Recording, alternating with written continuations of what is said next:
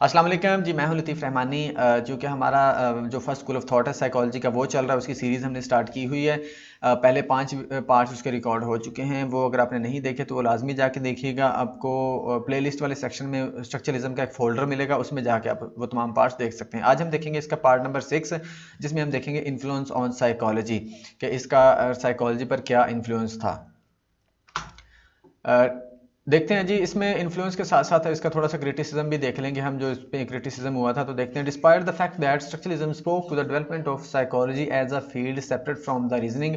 वो कहता है इसके बावजूद कि जो स्ट्रक्चरलिज्म था स्कूल ऑफ थॉट साइकोलॉजी के अंदर, ये वजह बना था इस साइकोलॉजी को एक सेपरेट फील्ड बनाने में। एक इसने ही यानी कि साबित किया था कि साइकोलॉजी एक सेपरेट फील्ड होनी चाहिए फ्रॉम रीजनिंग से सेपरेट एक फील्ड। इसी ने इसको प्रूव किया था और इसकी वजह से सेपरेट फील्ड बन गई थी। आपको पता है कि जो विलियम वुंट है, उन्होंने फर्स्ट लैब भी एक्सपेरिमेंटल लैब भी बनाई थी साइकोलॉजी की। कहता है इसके बावजूद क्या है, the basic school lost significant impact when teacher eventually passed away. जैसे ही टीचर की डेथ हुई, यानी कि टीचर के मरने के बाद ये जो स्कूल ऑफ थॉट था, इसने अपनी सिग्निफिकेंट जो था, इसकी इंपॉर्टेंस थी, वो खो दी। यानी कि उसके बाद इसको ज़्यादा वैल्यू नहीं दी गई ओवर द ईयर्स। लेकिन इसके बावजूद इसका जो इम्पैक्ट है ना, जो इन्फ्लुएंस है, वो बहुत ज़्यादा था, क्योंकि इसकी वजह से बहुत सी फील्ड्स ग्रो हुई थी। इसके जब एंटी लोग निकल के आए, इन्होंने इस पे आर्गूमेंट्स किए, क्रिटिसिज्म किया, तो नई चीज़ें निकल के सामने हुई, तो नई चीज़ें डिस्कवर होना शुरू हो गई। तो ये इसका बहुत ज़्यादा इन्फ्लुएंस था, इसीलिए इसको बोला गया। Over the years teachers approach using introspection became more rigid and limited. Structuralism के अंदर जो teacher method of study use करता था माइंड की, वो था इंट्रोस्पेक्शन। वो इंट्रोस्पेक्शन बहुत ज़्यादा कोई वैलिड मेथड नहीं था, बहुत ही लिमिटेड मेथड था, क्योंकि सेल्फ ऑब्जर्वेशन होती थी। सेल्फ ऑब्जर्वेशन सिर्फ वही बंदा कर सकता है जो अपने माइंड में चीज़ों को सोच रहा है, उसी ने बताना होता है आगे आपको। वो कहता है कि हो सकता है, इस पर क्रिटिसिज्म हुआ था कि हो सकता है कि जो इंट्रोस्पेक्शन है, वो इंसान सही से ना आपको बता सके, ना सही से ऑब्जर्व कर सके, या चीज़ों को सही से समझ ही ना सके, तो इसलिए इसमें बहुत ज़्यादा रिस्क थे। वो कहता है बाई टूडेज साइंटिफिक स्टैंडर्ड्स, आज के साइंटिफिक स्टैंडर्ड्स के मुताबिक, the experimental methods used to study the structure of the mind were too subjective. जो उस वक्त मेथड्स यूज किए जाते थे, वो बहुत ज़्यादा सब्जेक्टिव थे। ठीक है जी। The use of introspection led to a lack of reliability in results. इसलिए उसकी जो इंट्रोस्पेक्शन के थ्रू जो रिजल्ट्स हासिल होते थे, वो बहुत ज़्यादा रिलायबल नहीं होते थे। क्योंकि कोई देखे ना, अब हम डिफरेंट लोगों को बोलेंगे कि आप अपने माइंड के अंदर जो आपके ख्यालात हैं, एक ही चीज़ को लेके, एक स्टिमुलस देने के बाद हम जब ख्यालात उससे पूछते हैं कि आप क्या सोच रहे हैं, तो वो हर एक बंदा हो सकता है अपने हिसाब से, अपने एक्सपीरियंसेस के हिसाब से थोड़ा सा आपको डिफरेंट बताए। तो इसलिए बहुत ज़्यादा सब्जेक्टिव मेथड इसको माना गया, कि मतलब इसमें बहुत ज़्यादा कोई इंपॉर्टेंस हो, या बहुत ज़्यादा आप कह सकते हैं कि वैलिड रिजल्ट्स नहीं मिलते थे। इसलिए इसकी जो रिलायबिलिटी नहीं होती थी रिजल्ट्स की, तो इसलिए ये भी क्रिटिसिज्म था इसके ऊपर। लेकिन इसके बावजूद इसने बहुत इन्फ्लुएंस किया था साइकोलॉजी को। देखते हैं, other critics argue that structuralism was too concerned with internal behaviour.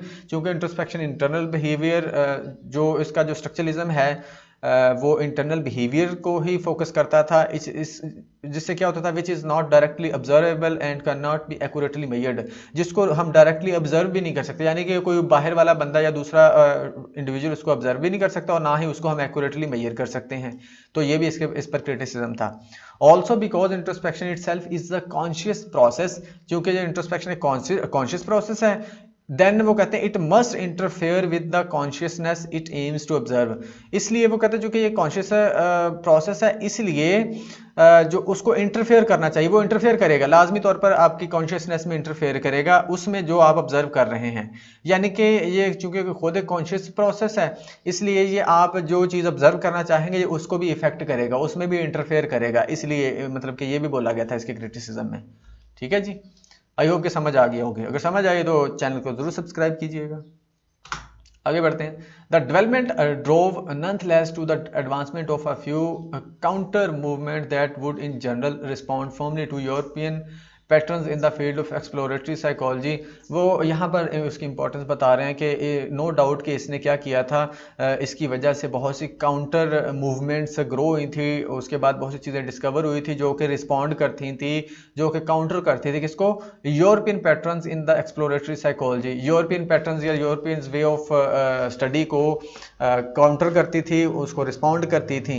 यानी कि मैंने पहले भी बताया ना कि इसकी वजह से जो इन्फ्लुएंस हुआ, बेसिकली एक तो साइकोलॉजी को एक अलग से फील्ड माना गया। उसके बाद जब इसके लोग काउंटर करना शुरू हुए, इस पर आर्गूमेंट्स करना शुरू हुए, इस पर क्रिटिसिज्म शुरू हुआ, तो बहुत सी चीज़ें डिस्कवर होना शुरू हो गई थी दोबारा से।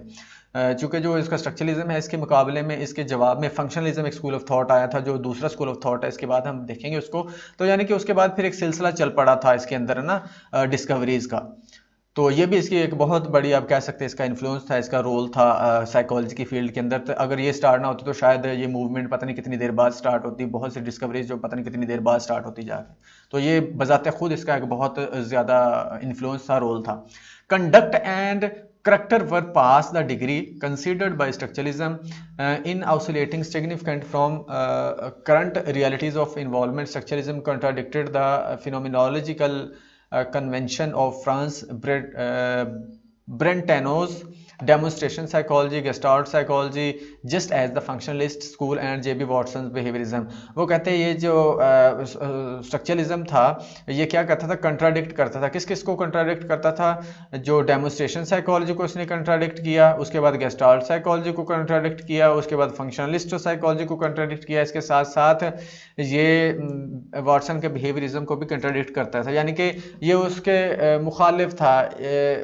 यानी कि जो थे क्या कहते हैं, ये सारे स्कूल ऑफ थॉट्स थे ना, ये उसके उलट थे। स्ट्रक्चरलिज्म कुछ कहता था और ये वाले तमाम जो स्कूल ऑफ थॉट्स थे ये कुछ और कहते थे।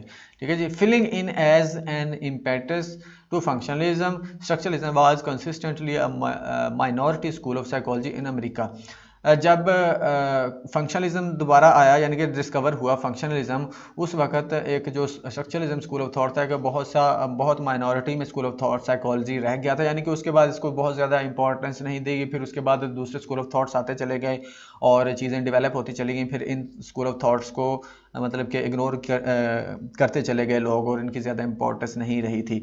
लेकिन जो फिर मैं वही बात कहूँगा कि ये वाला जो स्कूल ऑफ थॉट है, यही बुनियाद बना था साइकोलॉजी को एक अलग फील्ड बनाने का, और साइकोलॉजी के अंदर बहुत सारी डिस्कवरीज का यही जो रीज़न था, यही वजह थी जो स्ट्रक्चरलिज्म था। तो ये बजाते खुद एक बहुत बड़ा इन्फ्लुएंस है इसका साइकोलॉजी की फील्ड में।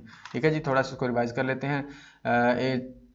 इसकी जो इंपॉर्टेंस है कम होना शुरू हो गई थी, इसकी वजह से अलग से फील्ड बनी थी और इसकी इंपॉर्टेंस कम होना शुरू हो गई थी। जैसे ही टिचनर की डेथ हुई, उसके बाद इंट्रोस्पेक्शन इसमें यूज़ किया जाता था, जो कि बहुत सब्जेक्टिव मेथड था, इसलिए इसकी जो रिजल्ट्स होते बहुत ज़्यादा रिलायबल नहीं होते थे।